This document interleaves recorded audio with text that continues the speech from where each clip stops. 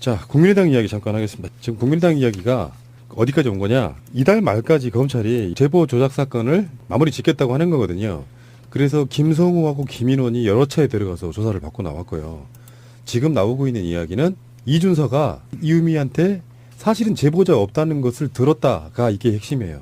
그래서 이준서는 그 들은 걸로 검찰은 판단하고 있는 것이고, 그런데 이준서가 그걸 독단적으로 알면서도 윗선에 다 알리지 않은 채 이거를 실행했느냐, 아니면 알면서도 국민의당 관련된 공명선거 추진단부터 시작된 그 윗선들이 알면서도 대선 전에 고호를 했느냐, 이런 부분이거든요. 근데 지금 분위기는 이렇게 나오고 있는 게, 이제 드디어 이용주 이름이 나왔습니다. 그래서 이용주 의원을 이번 주 중, 우리 방송 나가는 이번 주 중에 이미 이 방송이 나가면 소환했을 수도 있습니다. 그러니까 이용주를 소환을 그래서 하는 거고, 더 나아가서는 박지원 전 대표 당시 선대위원장도 알았을 가능성이 개연성이 높아졌기 때문에 박지원 대표까지 조사를 하고 이번 사건에 대해 마무리하고 발표하겠다, 이런 거거든요. 지금 박지원 전 대표에게는 뚜렷한 혐의점을 발견할 수 없다라는 이유가 들어서, 이것은 뭐냐면 피의자로 특정하기가 아직은 힘들다라는 이유거든요. 검찰에서. 그래서 소환 조사보다는 박지원은 서면 조사를 하는 쪽으로 가닥을 잡고 있고요. 그 이유가 있어요. 그래서 중요한 단어가 그거잖아. 미필적 고의야. 네. 심증적으로는 그래. 박지원도 검증이 허술한 거 알면서 그 정도 사안을 발표하려면요, 최소한 당대표가 오케이 사인이 나야 돼요. 근데 박지원은 그게 확실한 검증이 없다는 걸 알면서도 미필적 고의의 정황은 있어. 근데 요거는 증명하기 굉장히 어려운 거잖아요. 미필적 고의를 증명하기 어렵다고. 아니, 제가 볼 때는 그러니까 두 가지 측면에서 좀 다뤄줘야 되는데, 그러니까 첫 번째 측면 정치적인 책임 여부고, 두 번째는 신적법 위반에 대한 사법적 책임이 있는 건데, 어차피 지금 검찰의 컨트롤 타워를 청와대가 하지 않고 있어서 이 수사가 어디까지 갈지는 검찰의 의지에 따라 달려 있다라는 거예요. 이번 첫 번째가. 그러니까 두 번째가 정치적 책임을 얘기하고 있는데, 제가 볼 때는 박지원 대표의 허락 없이 이게 밖으로 나가지 못합니다. 당의 구조상 그래요. 공명선거팀에서 이준서나 누군가가 이게 제보자가 없고 조작된 것을 알았고, 이 조작된 사실이라고 당대표한테 말을 하지 않고 이런 게 제보되었다라고 거짓말을 누군가가 쳤다 하더라도 이것을 윤허를 당대표가 하지 않고 이거를 당의 선거 전략으로 활용하기가 어렵다라는 거예요. 토론회까지 나가서 얘기했다라는 건 이 문제를 제기했고, 당 전체 차원에서 기자회견을 통해서 얘기를 했다라고 한다면 이 문제는 당 차원에서 리더적으로 끌고 갔다라는 것밖에 볼 수가 없어서 사법적으로라도 박 대표는 그 책임을 면키 어려워요. 특히 박지원은 그런 것 같아요. 감추려는 자가 범인이라고. 그렇죠. 계속해서 거짓말한 게 지금 두 번, 세 번 들통이 났잖아요. 심지어 당이 통화 사실을 공개를 했는데 기억이 안 난다고 한 거는 본인이 굉장히 지금 창피하고 당혹스럽게 생각해야 할 부분이에요. 당혹이죠. 굉장히 당혹스러운데 이걸 덮고 있는 게 아까 그 미필적 고의나 정황은 뭐냐면은 누가 봐도 그랬을 것 같고 시스템도 그래. 박지원이 모를 리가 없어. 근데 보통 청문회 같은 데 나오면 정치인들 하는 말 있잖아요. 기억이 안 난다, 모르겠다로 전화통화 내용이 녹취가 되어 있지 않는 한 이걸 증명할 방법이 없는 것뿐이지, 박지원은 사실상 이런 정황들로 보면, 왜 거짓말하는 정황들로 보면 두 가지 의심을 받고 있는 거예요. 하나는 최소한 그 사람이 사람이라는 전제하에는 제보 조작이 허술하고 검증이 안 된 걸 알면서도 해. 근데 이제 좀 더 나가시는 분들, 뭐 특히 신비님 같은 분들은 이렇게 생각하는 거죠. 박지원이 사실 지시했을 가능성이 높다까지 저는 그렇게 의심할 봅니다. 수 있는 거예요. 예. 모략을 아시는 분이어서. 그래서 저번에 그런 이야기 했잖아요. 그 이유미가, 그럼 그 시작을 이유미가 아이디어 반짝, 원중 제보 조작해볼까가 아니라 정반대로 하향식으로 갔을 가능성도 있는 거예요. 조작 한번 해보자. 그 뉘앙스로. 거기에 그 어떤 책임이 있냐를 증명을 법으로 못하니까 지금 이 상태의 미필적 고의란 말이 나오는 거지. 결정적인 단서 하나 예를 들면은요, 핸드폰에 뭐 그런 뉘앙스 있잖아요. 문준용 씨가 취업을 특혜했는데 문재인 후보 백으로, 문재인 당시 비서실장이나 민정수석 백으로 한번 취직시켜 보는 걸로 방향성을 맞춰보면 어떨까? 요런 게 나오면 그냥 끝나는 거지만. 아니면 그것 좀 이슈화 시켜보지. 이렇게 지시했을 수도 있어요. 그러면 밑에서는 만들 수밖에 없거든요. 지금 긴박하게. 왜냐하면 어차피 제가 왜 이 문제가, 저는 사실상 개인적으로 이 문제에 대해서 얘기하고 싶진 않아요. 왜 그러냐면 첫 번째가 국민의당을 해체해서는 안 된다라는 정치적 판단을 하고 있기 때문이에요. 그리고 한 가지 제가 고민한 건 뭐냐면 이게 굉장히 큰 적폐거든요. 만약에 이 사건이요. 안철수가 대통령이 됐으면 어떻게 될 건 줄 아세요? 보복에 들어가요. 보복에 들면 오히려 문준영 씨를 아마 죽이게 될 거예요. 오히려. 이걸 덮기 위해서 문준영 씨를 안철수라는 권력이 대통령 권력이 오히려 적으로 만들어서 커봐. 그러니까 너 졌잖아. 이렇게 만들어갈 십상이 높아. 이게 바로 모략 정치라고 하는 거거든요. 그런데 이렇게 될 사건이었는데 이게 지금 문재인 대통령이 간담회인가요? 청와대 초청 오찬에서 저도 그 말도 저 동의 못합니다.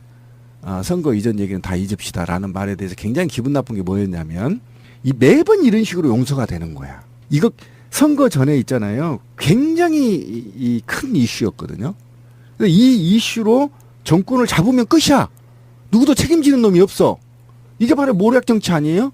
이거 적폐청산하자고 했는데 그래서 한편으로는 촛불의 민의로 가름해 보면 이거는 뭐 당을 해체해도 또는 능지처참을 해야 되는 건데 또 이게 능지처참을 하면 또 다당제의 근간에도 흔들려서 그래서 저는 분명히 말하지만 안철수가 좀 정계 은퇴를 하고 그다음에 홍준표는 대법원에서 실형을 받아서 사라지면 좀 대한민국이 좀 건전한 다당제로 가지 않겠느냐. 저는 그 부분에 대해서 약간 좀 의견이 달라요. 그런 측면에서 좀 제가 아직 판단을 저도 못하고 있어요. 어디까지 그러니까 건전한 다당제로 가기 위해서는 건전한 사람들이 건전한 정치를 해야 돼요. 그렇죠. 동의합니다. 예. 그러면 이번에 지금 이 문제는 국민의당 일벌백계 해야 된다. 국민의당 문제는 혐의점이 두 개예요. 원래는 처음에 혐의점이 하나였어요. 검찰 수사는 사실 공표. 이게 허위 사실이든 진실이든 공표 문제였거든요.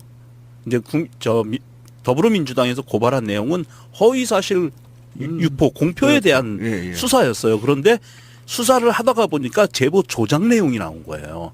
이게 이렇게 딸려 나온 거예요. 원래는 검찰이 이걸 보고 있던 게 아니고 딸려 나온 내용이 돼서 1차로 제보 조작에 대해서는 이 선에서 마무리 짓겠다라고 하는 게 어디냐 하면 공명선거추진위원단 여기서만 마무리 짓겠다는 거예요. 책임이 여기 있기 때문에.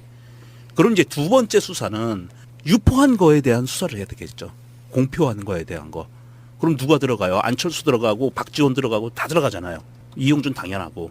그러면 이 두 번째 다 걸러내야 돼요. 잘못한 사람들. 이 악마 같은 짓을 한 사람들은 걸어내고 국민의당이 해산이 되건 아니면 자기들끼리 다시 똘똘 뭉치건 그건 그 사람들의 몫이고 우리가 대한민국이라 국민들이 야 국민의당 보호해야 돼 할 필요는 전혀 없다. 여기서 잘못한 놈들은 철저히 법적인 책임을 지게 하고 남은 사람들이 알아서 할 몫이고 그 사람들이 하는 몫에 따라서 국민의당이나 다당제가 잘 굴러갈 것이냐의 그 정치적인 환경이 만들어지는 것이다. 저는 그렇게 봐요. 설득됐는데요, 제가. 네. 근데 지금 현재 이용주 같은 경우는 전에 권양숙 여사 친인척 그렇죠. 문재인 후보가 민정수석으로 있을 때 노무현 대통령 친인척에 대해서 검증을 안 했다. 이런 식으로 몰고 가려다가 허위사실임을 자수하고 밝히고 자숙한다고 했거든요. 그렇지. 저는 그때 뭘 느꼈냐면 그러면 문준영 씨에 대해서도 허위사실 이야기 안 하겠다 했는데 그 권양숙 여사 친인척 건을 죄송하다고 사죄하자마자 다시 문준영 특혜 관련해가지고 고용정보원에서 문준영 씨 특혜 채용 10여 건을 발견했다. 이런 식으로 수도 없이 많은 기자회견을 하면서 이 제보가 이것만 있는 것도 아니다. 뭐 이런 식으로 계속 했던 사람이에요. 그러니까 이용주는 조작을 지시했건 안 했건 묵인했건 안 했건 공표에 있어서 가장 큰 책임이 있는 자고 그렇죠. 공표죄가 있죠. 그리고 박지원 대표도 했어요. 마찬가지라고 네. 보는 게 지금은 이제 누가 조작했느냐 조작이 윗선 국민의당 수뇌부에서 지시했냐 안 했냐가 핵심이 되면 이제는 안 되는 거죠. 네. 공표- 1차 수사는 거기서 네. 끝나는 거죠. 예. 그리고 허위사실을 공표한 책임에 대해서는 확실히 좀 책임을 물어야 되는 것이고요. 그리고 이영주는 왜 기존의 최고위원들하고 좀 다르냐면 현직 의원이기 때문이에요. 네. 그래서 이용주로 국민의당 이용주로 수사가 확대될 경우에는 검찰이 제대로 수사하겠다는 의지가 있다라는 건데 기존에까지는 어쨌든 원외 인사기 때문에 상관없어요. 대충 뭐 정치적 책임이 덜 지워지는 거죠. 그런데 이용주부터 시작은 이제 국회의원이기 때문에 사실은 이게 공직선거법 위반까지 걸리거든요. 그럼요. 허위사실 예. 유포에 대한. 예. 그러면 의원직도 상실할 수 있기 때문에 예. 굉장히 지금부터는 검찰이 치밀하게 아마 공격할 가능성이 굉장히 높다. 그리고 이게 지금 청와대 오다를 지금 안 내린다는 거 아닙니까? 또 네. 노무현 정부처럼 예. 문재인 정부도 지금 일체 관여를 안 한다는 거 일체 아닙니까? 관여를 검찰 수사에. 그러면 이제 독자적으로 검찰이 수사를 필요가 있는데 지금 실추된 검찰들의 위상을 높이기 위해서 검찰이 강도 높게 수사할 수도 있다. 그래서 네. 양면성을 좀 갖고 있는데 어쨌든 저는 우리 그 발본색원 하자라는 주장에 약간 동의를 하는데 너무 세게 안 밟았으면 좋겠어요. 이제 그거는 이제 정치적인 이야기고, 예. 그러니까 정무적인 이야기보다는 원칙이 더 중요해요. 그렇죠. 그러니까 잘못돼서 최소한 선거에서의 어떤 형태로든지 부정선거 일어나면 안 돼요. 네. 맞아요. 있는 사실로 겨뤄야죠. 그러니까 예를 들어서 홍준표가 뭐 여러 가지 나쁜 짓거리를 했음에도 불구하고 당선됐다면 그것은 투표의 힘이고 민의라고 저는 보는 그렇죠. 것이거든요. 정상적인 걸로 다 밝혀지고 나서 근데 없는 사실로 공적화된 그 부분은 정말 엄중하게 다뤄야 될 아주 나쁜 죄질 나쁜 죄다 이렇게 저는 보는 것이고요. 그런데 그 국민의당은 한 20명 정도는 탈당할 것 같은데 안 하죠. 아직은 물밑에서 지금 움직이고 있어요. 광주시당 같은 경우도 너무 지금, 많아요. 네, 이 움직이고 정도의 있고요. 당이면 한 10석에서 15석 정도 있다가 그러니까 당장 지금 줄여줘야 예, 돼요. 예. 당장 국회의원들은 국회의원 선거가 3년 가까이 남았고요. 지방 하부 조직은 지금 선거가 지금 코앞에 와 있잖아요. 그러니까 들썩들썩 할 수밖에 없는데 네. 이런 부분은 있어요. 이미 나간 자리에 채워진 더불어민주당의 조직들, 사람들은 그 사람들 들어오는 게 싫죠. 당연히 싫죠. 그러니까 예. 이게 이제 그 사람들이 끈떨어진 연이 이제 국민의 민의에 의해서 결국은 교체가 되는 거죠. 그러니까 예. 국민의당 소속이었거나 소속인 사람들은 지방선거에서부터 하부 조직이 물갈이가 되는 형태로 가겠죠. 이러면서 그 흐름이 나중에 이제 국회의원 선거까지 쭉 이어지는 그런 측면이 되지 않을까 이렇게 생각을 해보는데요. 어쨌건 저는 국민의당 사건이 일어나면서 결국에 마음에 조금이라도 남아있던 김대중 대통령부터 시작된 호남 정치의 흐름 속에 그래도 이 사람들이 조금 더 개과천선하고 좋은 방향으로 해서 야권이 당시 다시 통합됐으면 좋겠다라고 하는 그 감정 자체가 완전히 없어지게 만드는 정 떨어지게 만드는 그러니까 그런 사건이었어요. 예, 이런 정치를 하고 어떻게 5.18 묘를 갈 수 있고 예. 김대중 대통령 묘에 앞에 참배할 수 있겠어요? 부끄러워서요. 무슨 부끄럽죠. 맛을 못하겠고. 예, 예. 검찰은 박지원 전 대표 조사 가능성을 내비쳤습니다. 박 전 대표가 제보를 전달받은 경위 등을 확인한다는 방침으로 검찰 관계자는 필요한 부분에 한해선 다 확인하겠다고 말했습니다. 이준서 전 최고위원은 제보 공개 사흘 전 조작된 카카오톡 제보를 바이버 메신저로 박 전 대표에게 보내고 전화를 걸어 36초간 통화했습니다. 국민의당은 앞서 박 전 대표가 이 전 최고위원이 보낸 내용을 제대로 보지 못했고 전화로는 바이버로 보낸 것을 확인해달라는 말만 들었다고 주장했습니다. 검찰은 부실 검증의 주체는 공명선거 추진단이라고 보고 있지만 박 전 대표도 제보의 조작 가능성을 알고도 묵인했거나 검증을 소홀히 한 책임이 있는지 살펴보고 있습니다. 공명선거 추진단장이었던 이용조 의원도 곧 검찰에 출두할 예정입니다.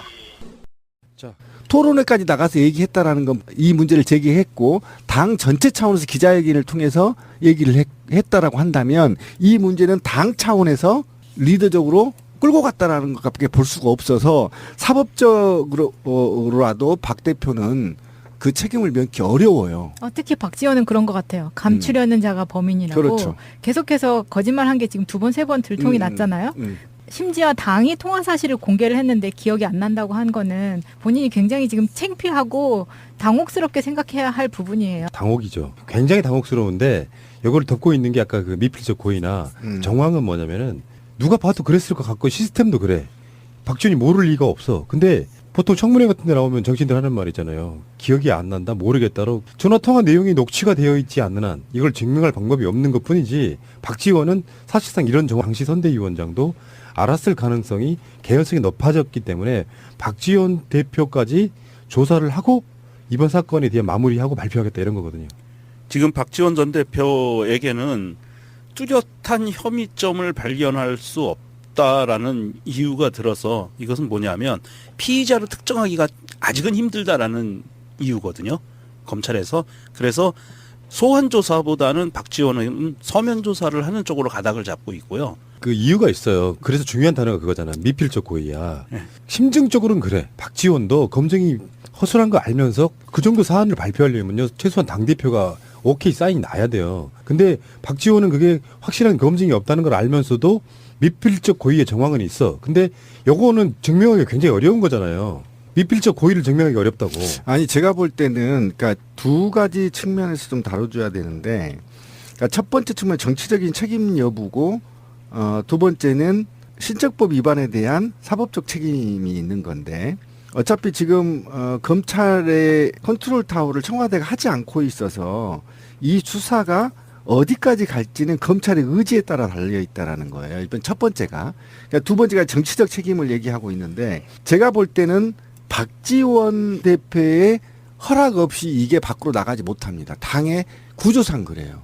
공명을 선거팀에서 이준서나 누군가가 이게 제보자가 없고 조작된 것을 알았고 이 조작된 사실이라고 당 대표한테 말을 하지 않고 이런 게 제보되었다라고 거짓말을 누군가가 쳤다 하더라도 이것을 윤허를 당 대표가 하지 않고 이거를 당의 선거 전략으로 활용하기가 어렵다라는 거예요. 정황들로 보면 왜 거짓말인지 정황들로 보면 두 가지 의심을 받고 있는 거예요. 하나는 최소한 그 사람이 사람이라는 전제하에는 제보 조작이 허술하고 검증이 안 된 걸 알면서도 해. 근데 이제 좀 더 나가시는 분들, 뭐 특히 신비님 같은 분들은 이렇게 생각하는 거죠. 박지원이 사실 지시했을 가능성이 높다까지 저는 그렇게 의심할 봅니다. 수 있는 거예요. 예. 모략을 아시는 분이어서 그래서 저번에 그런 이야기 했잖아요. 그 이유미가, 그럼 그 시작을 이유미가 아이디어 반짝, 원중 제보 조작 해볼까가 아니라 정반대로 하향식으로 갔을 가능성도 있는 거예요. 조작 한번 해보자. 그 뉘앙스로. 거기에 그 어떤 책임이 있냐를 증명을 법으로 못하니까 지금 이 상태의 미필적 고의란 말이 나오는 거지. 결정적인 단서 하나 예를 들면은요. 핸드폰에 뭐 그런 뉘앙스 있잖아요.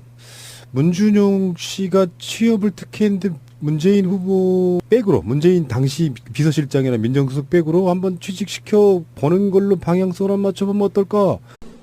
자, 국민의당 이야기 잠깐 하겠습니다. 지금 국민의당 이야기가 어디까지 온 거냐? 이달 말까지 검찰이 제보 조작 사건을 마무리 짓겠다고 하는 거거든요. 그래서 김성우하고 김인원이 여러 차례 들어가서 조사를 받고 나왔고요. 지금 나오고 있는 이야기는 이준서가 이유미한테 사실은 제보자가 없다는 것을 들었다가 이게 핵심이에요. 그래서 이준서는 그 들은 걸로 검찰은 판단하고 있는 것이고, 그런데 이준서가 그걸 독단적으로 알면서도 윗선에다 알리지 않은 채 이거를 실행했느냐, 아니면 알면서도 국민의당 관련된 공명선거 추진단부터 시작된 그 윗선들이 알면서도 대선 전에 고호를 했느냐, 이런 부분이거든요. 근데 지금 분위기는 이렇게 나오고 있는 게, 이제 드디어 이용주 이름이 나왔습니다. 그래서 이용주 의원을 이번 주 중, 우리 방송 나가는 이번 주 중에 이미 이 방송이 나가면 소환했을 수도 있습니다. 그러니까 이용주를 소환을 그래서 하는 거고, 더 나아가서는 박지원 전 대표